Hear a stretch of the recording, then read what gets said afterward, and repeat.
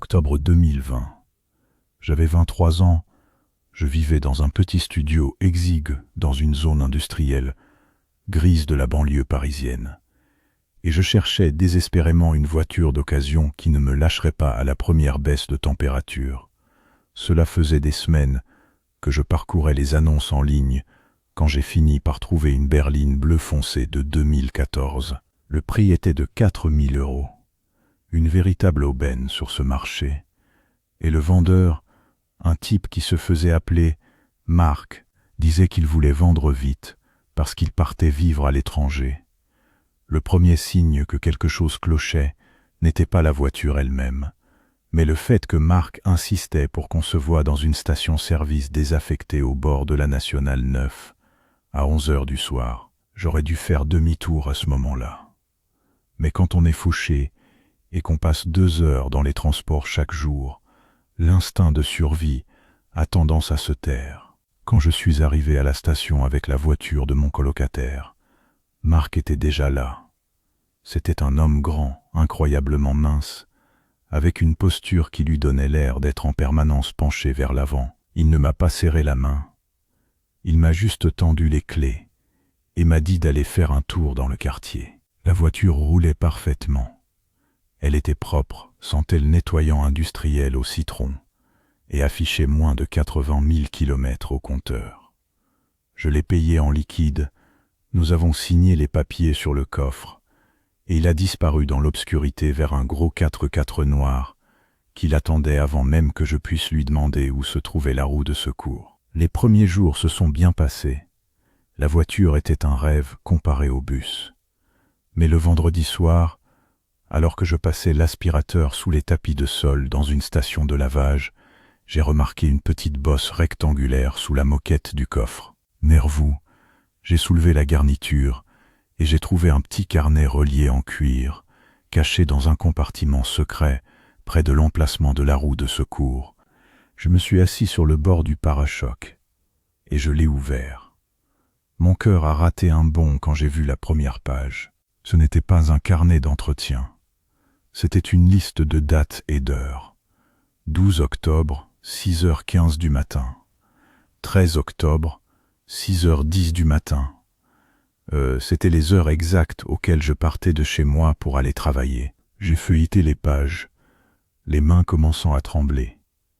Les notes remontaient à 3 mois. Elles détaillaient mes courses au supermarché, les soirs où je restais tard au bureau, et même la fois où j'étais allé aux urgences pour une brûlure à la main. Ce type, Marc, n'était pas juste un vendeur au hasard. Il m'observait depuis des mois avant même de publier cette annonce. Et c'est cette partie-là que je veux que vous compreniez. J'ai réalisé à ce moment-là que ce prix trop beau pour être vrai n'était pas une affaire, c'était un appât. Il voulait que j'achète cette voiture précise.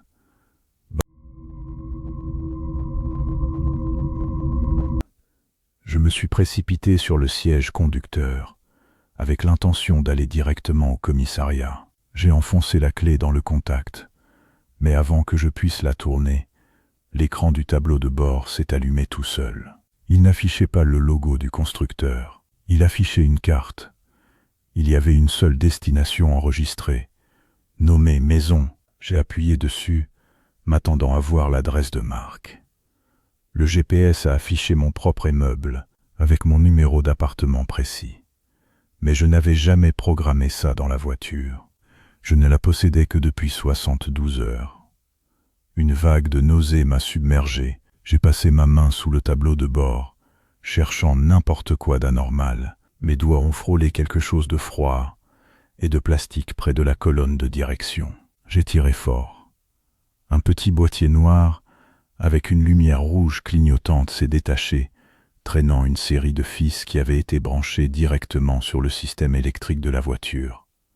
Ce n'était pas seulement un traceur GPS, il y avait un minuscule micro à haute sensibilité intégré sur le côté. Il ne se contentait pas de surveiller où j'allais. Il écoutait chaque appel téléphonique et chaque pensée privée que je marmonnais tout seul en conduisant. Soudain, les haut-parleurs de la voiture ont grésillé. Le bouton du volume a tourné tout seul au maximum vers la droite.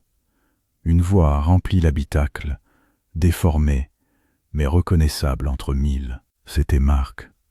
Mais il ne me parlait pas. C'était l'enregistrement d'un appel que j'avais passé à ma mère la veille, où je lui disais que j'avais enfin l'impression que ma vie reprenait le dessus. Entendre ma propre voix résonner dans cette station de lavage sombre a été la sensation la plus violente d'intrusion que j'ai jamais ressentie. J'ai jeté le boîtier noir par la fenêtre et j'ai démarré en trombe du parking. Je ne suis pas rentré chez moi. Je savais qu'il savait où j'habitais. J'ai commencé à rouler vers le poste de police le plus proche.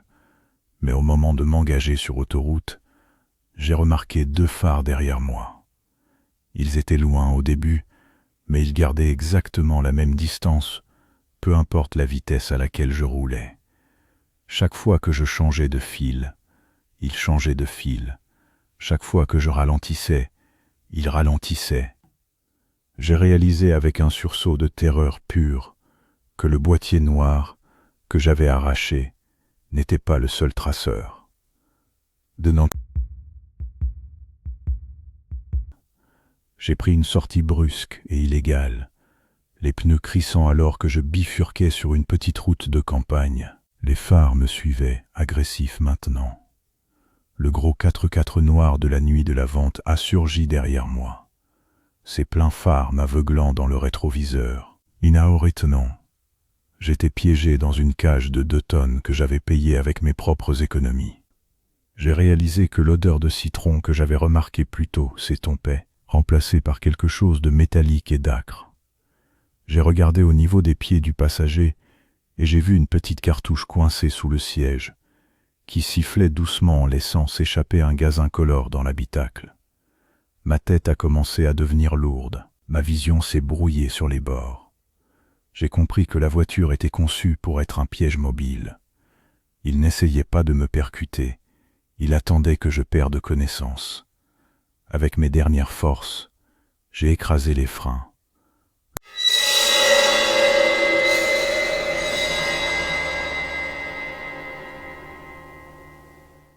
Le 4x4 derrière moi a fait une embardée pour éviter la collision, et j'ai profité de cette fraction de seconde pour ouvrir la portière et me laisser tomber sur le bitume. Je n'ai pas regardé en arrière. J'ai couru dans les bois qui bordaient la route, les poumons en feu, trébuchant sur des racines et des ronces dans le noir. Je me suis caché dans une buse de canalisation pendant 4 heures, serrant une grosse pierre contre moi, écoutant le bruit des portières qui s'ouvraient et se fermaient sur la route au-dessus. J'ai entendu des bruits de pas crissés sur le gravier tout près, et se fermaient sur la route au-dessus.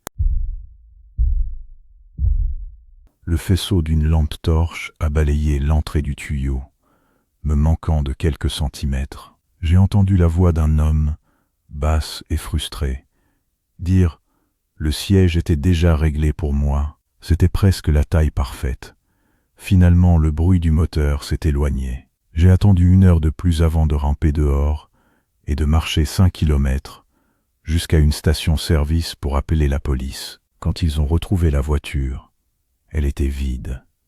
Le carnet avait disparu. La cartouche sous le siège avait disparu.